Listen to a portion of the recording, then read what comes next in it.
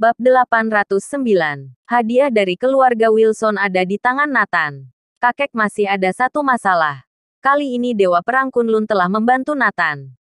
Meskipun kita tidak mengakui hubungan dengan Nathan, tapi kita sudah berutang budi, kata Jackson. Lalu apa yang harus kita lakukan? George bertanya. Kita berterima kasih kepada Dewa Perang Kunlun dan mengiriminya sebuah hadiah. Jackson menyarankan. Hadiah apa yang baik untuknya? George mengelus dagunya. Menurutku Dewa Perang tidak akan menyukai lukisan atau perhiasan semewah apapun. Dia membunuh musuh di medan perang. Pasti menyukai senjata kuno. Kakek, bukankah kita memiliki koleksi satu pedang perunggu kuno? Lebih baik kita hadiahkan untuk Dewa Perang Kunlun. Jackson menyarankan. Mendengar ini, George kegirangan. Di masa depan kamu adalah pemimpin keluarga Wilson. Otakmu sangat encer. Jika hadiah ini diberikan kepada Dewa Perang Kunlun, itu tidak hanya membalas kebaikannya, tetapi juga meningkatkan kesan baik dan membuat dia menyukainya. Cepat antar hadiah itu ke sana. Jackson tidak menunda sedetik pun. Mengantar hadiah ke zona perang South Mantis. Khalid Head tidak tahu harus berbuat apa. Jadi dia menghubungi Nathan dan memberitahu keluarga Wilson datang mengantar hadiah. Terima, jawab Nathan. Segera seseorang mengirim kotak hadiah ke Jordan Group. Setelah Wisnu mengantar ke atas, Nathan membuka kotak itu. Di dalamnya ada pedang perunggu kuno berkarat. Dan juga hawa kemalangan hidup yang menyerbu. Ini dibeli keluarga Wilson di pelelangan seharga 300 miliar. Benda itu asli. Keluarga Wilson benar-benar bersedia menghabiskan biaya besar. Nathan tertawa. Jika keluarga Wilson tahu bahwa pedang ini jatuh di tanganku, apa akan marah? Nathan kemudian menyuruh Khalid Head untuk memberitahu keluarga Wilson bahwa dia sangat puas dengan hadiah itu, dan menerimanya. Ketika keluarga Wilson menerima berita dari Dewa Perang Kunlun, seluruh keluarga Wilson sangat antusias. George bahkan lebih bersemangat dan tidak tidur sepanjang malam. Ini adalah pertama kalinya Dewa Perang Kunlun merespons dengan positif. Ini membuat keluarga Wilson tersanjung. Tetapi jika George tahu bahwa Nathan adalah Dewa Perang Kunlun, tidak tahu seperti apa ekspresinya nanti.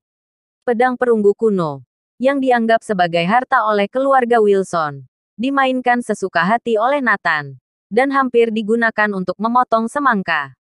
Nathan, dari mana kamu menemukan mainan barang palsu ini? Kamu setiap hari benar-benar tidak ada kerjaan. Jolene melihat Nathan bermain dengan pedang. Tidak bisa menahan diri untuk mengomelinya. Jolene, yang baru saja selesai rapat, tampaknya dalam suasana hati yang buruk. Melihat Nathan begitu santai dan masih bermain dengan pedang kuno, dia tidak senang. Kalau kamu punya waktu, bisakah kamu fokus pada pekerjaanmu? Pernahkah kamu memikirkan 1 triliun yang ditetapkan oleh keluarga Pramana? Jolene berkata dengan marah. Ada apa? Apa terjadi masalah? Kamu seperti memakan mesiu. Nathan melihat ada yang tidak beres. Ada perusahaan besar di Eletas yang mengambil pesanan 5 triliun. Pembayaran terakhir terus tertunda. Kami tidak bisa berbuat apa-apa. Bab 810. Utang tidak dibayar. Jordan Group baru-baru ini menerima pesanan besar sebanyak 5 triliun produk elektronik dari perusahaan asing negara Nippon di Eletas. Saat ini, total 3,5 triliun belum dibayarkan. Jolene berkali-kali mengutus orang untuk menagih, tetapi tidak berhasil. Bahkan orang yang menagih dipukul. Jolene tidak bisa mengatasi perusahaan nakal seperti itu. Dia mengadakan rapat untuk membahas penagihan. Setelah berdiskusi sekian lama tetap tidak mendapat cara yang baik.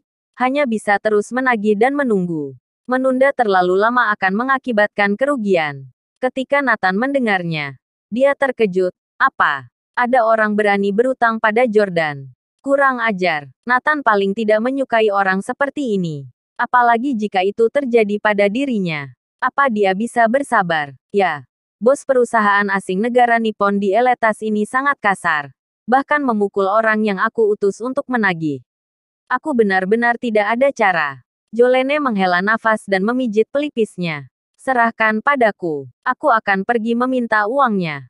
Kamu berikan nota pesanannya, kata Nathan. Kamu, Jolene berkata dengan terkejut. Apa? Tidak percaya padaku? Lagi pula kamu tidak ada cara.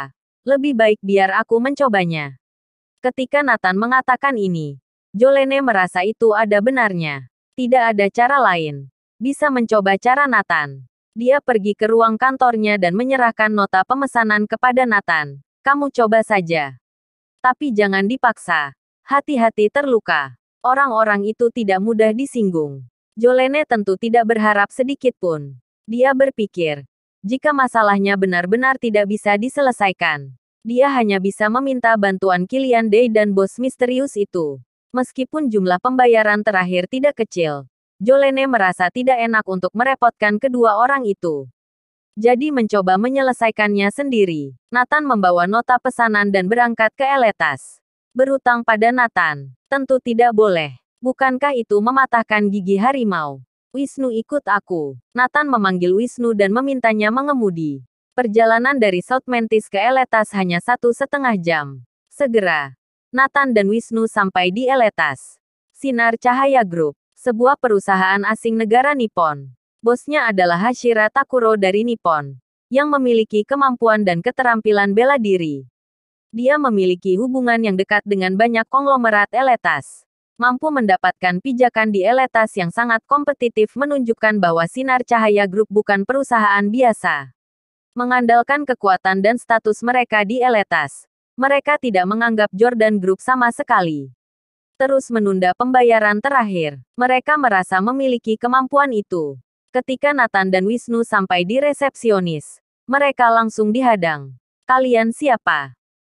Para penjaga keamanan berbicara bahasa yang kurang lancar. Jelas terlihat berasal dari Nippon. Kami dari Jordan Group. Ke sini untuk menagih pembayaran terakhir. Hahaha. Setelah mendengarkan jawaban Nathan, semua orang tertawa. Mereka seperti sedang melihat orang idiot. Bersambung.